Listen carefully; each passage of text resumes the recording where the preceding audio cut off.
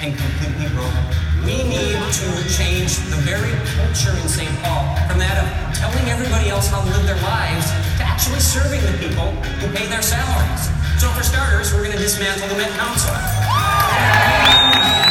The MPCA and the Department of Education and every bureaucracy that doesn't understand their sole purpose to exist is to serve us, not to control us. We are going to clean house in our state agencies and give people their government back in the state of Minnesota. Yeah, one of my favorite expressions that came out of the 2016 election was drain the swamp. That's what needs to happen in Minnesota. Donald Trump is taking on the system and blowing up the status quo, and so will Jeff Johnson. He's going to crush Met Council like a bug. Splat. The government is supposed to work for the people. People of Minnesota don't understand the power that the governor of Minnesota has to rein in out of control and non-responsive state agencies. Jeff Johnson can do that.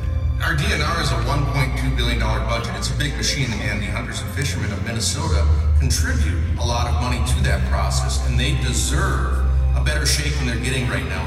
I've never seen farmers more upset than I have during this administration on their property rights, permitting, all kinds of things that have come out of this administration with very little oversight from anyone. Farmers are frustrated. If we let the Democrats be in charge of the state, we're going to chase away our largest employers. We're one of the most unfriendly places in the country to do business. We're starting new. That needs to change. Jeff didn't have to twist my arm at all. Jeff was my candidate from the very beginning. If there's one thing I can say about former Governor Pawlenty, I had a lot of fun with him at the fishing openers. I wish him well, but I'm not looking forward to seeing him in St. Paul. As the Democrats want well.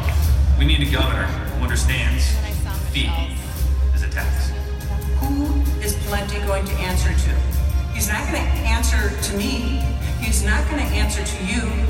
Jeff Johnson is going to answer to you, and Jeff is going to answer to me because Jeff is the grassroots. He's one of us. Jeff Johnson is not going to ride the fence, and I think that's really important. We have so many politicians that ride the fence. What is that about? People can see truth. People are sick of the status quo, fence riders and swamp creatures. 2016 was a complete game changer. We need authentic, truthful, honest leadership that speaks to people at a grassroots level. If you're a gun owner for protection, for recreation, for any means whatsoever, Jeff Johnson is your candidate to protect your Second Amendment rights. The DFL is turning their back on the Rangers and the people in CD8, and we're not going to put up with it anymore. Jeff has got a message that's resonating with our people up there. President Trump won the 8th district big, and Jeff Johnson's going to be able to win the 8th district big too. Jeff Johnson is going to win. Every day I help people who need vocational training and employment, whether they're welfare to work recipients, immigrants, or they're disadvantaged youth that need assistance in becoming self-sufficient. Jeff believes in everyone's ability to become independent and self-sufficient. Jeff walks the walk. That inspired me to get involved in his campaign. The biggest issue up in our area is the refugee resettlement issues. We need to put the Constitution first. We have laws and rules, and people coming here need to abide by those laws and rules. Everybody wants the same kind of future for his kids and grandkids that I want for mine. I'm so glad that my parents landed in the United States. Being born here has such a privilege, but Democrats are purposely wanting to keep all minority groups in assisted programs. And we grew up in these assisted programs. And when you realize that, oh, all these opportunities has been there all along, but we were never introduced to it, eventually I figured out that that's why I became a Republican.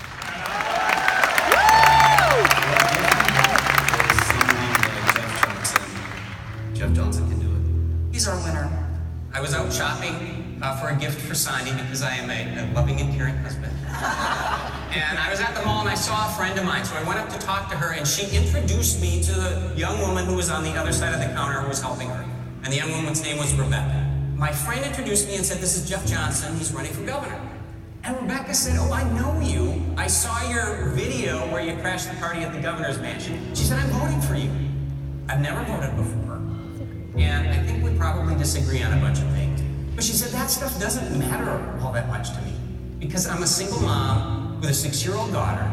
I work full-time at this job, and then I work a lot of nights as a waitress at a bar. We live in kind of a crappy apartment, but I can't afford to give her anything better than that. And she said, the only thing that matters to me is that she doesn't turn out like I did. Everything that's gone wrong in my life, I want to go right for her, and I want her to have opportunities that I didn't have. And that's what I heard you say in your video. And what you cared about most was that every single Minnesotan, regardless of where they are on the ladder, had a better opportunity for a better life. And I believed you. And that's all that matters. That's what we get to give to people in November when we win. Opportunity, freedom, a little more hope than what they have right now. We're actually going to be able to make life better in a huge way for millions of Minnesotans. And that's what this is really all about. And together we can make this state a much better place.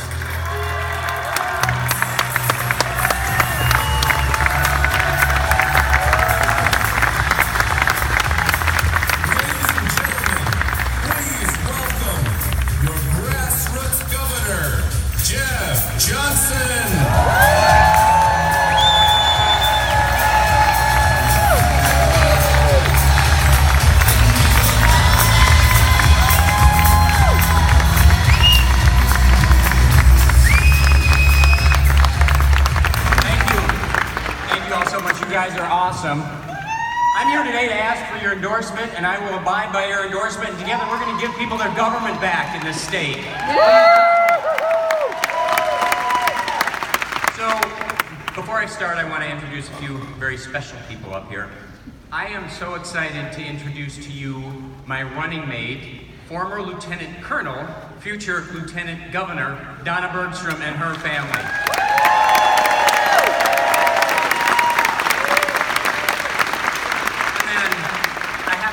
I'm so thankful every single day that I have a family that is so supportive of me and loves me almost unconditionally. My dad is here from the Becker County delegation. Please thank him. And also please thank my sons Thor and Rolf and my beautiful wife Sonia for everything they do and all the support that they give to me.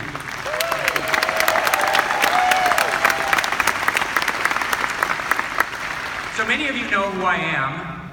But for those of you who don't, let me just tell you a little bit about myself. First and foremost, more important than anything else, I am a husband, a father, a very proud American, and a follower of Jesus Christ. That's first. I am an unflinching defender of our Second Amendment rights, and I am an advocate for the elderly and the disabled and the unborn, the most vulnerable people in our state.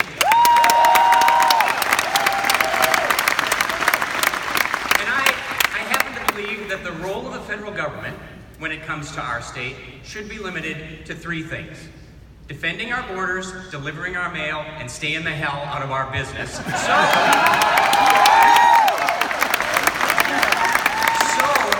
as your new governor, I will be on a plane to explain to Attorney General Sessions or whoever else I have to, that until we tell them otherwise, Minnesota's participation in the refugee resettlement program is going to stop. Period.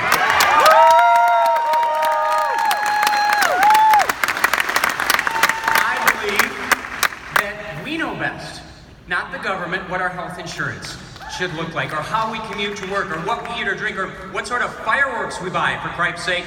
My boys don't need a nanny anymore, and